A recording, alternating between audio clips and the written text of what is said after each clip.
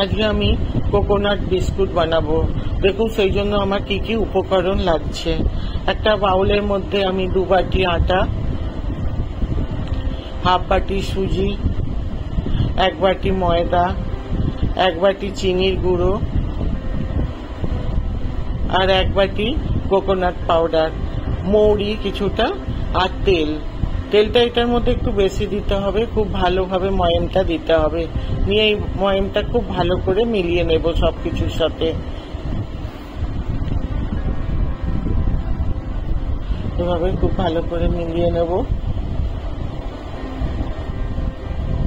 নিয়ে দেখুন একটা এই ধরনের মন্ড হয়ে যাচ্ছে, মানে আপনার ভালো ময়াম হয়ে গেছে। এবার সামান্য জল দিয়ে শক্ত করে মেখে নেব। এটা খুব বেশি দাবিয়ে মাখবো না, মানে একসাথে একটু মিলিয়ে নিতে হবে, এই ধরন করে মাপতে হবে।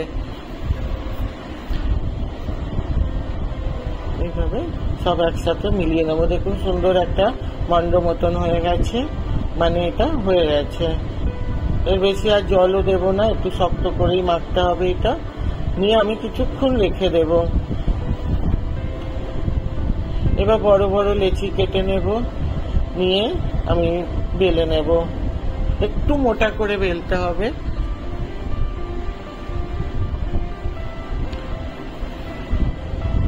এইভাবে মোটা করে বেলে নেব। নিয়ে আমি বিস্কুট কাটার দিয়ে এইভাবে কেটে নেব। যদি বিস্কুট কাটার আপনাদের কাছে না থাকে, যে কোনো বোতলের ঢাকনটা দিয়েও এইভাবে বানিয়ে নিতে পারেন।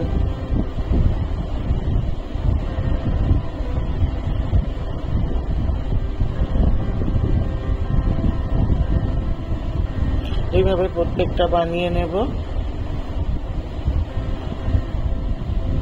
এবারে একটা প্যানের মধ্যে কিছুটা তেল দিয়ে দিলাম। তেলটা হালকা গরম হবে যখন বিস্কুটগুলো, তখন দিতে হবে।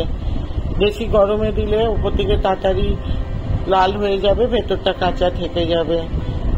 যে কোনো খাস্তা জিনিস বানাতে গেলে একটু ঠান্ডা তেলের মধ্যে দিতে হয়। এইভাবে আমি খুব ভালো করে লাল করে ভেজে নেব। এটা অনেকদিন পর্যন্ত সংরক্ষণ করতে পারবেন। এইভাবে একবার বানিয়ে দেখতে পারেন।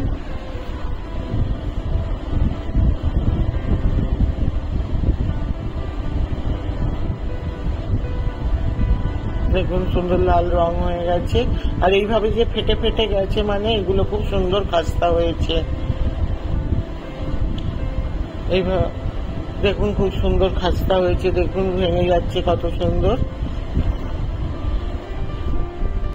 যদি ভালো লেগে থাকে লাইক সাবস্ক্রাইব করুন।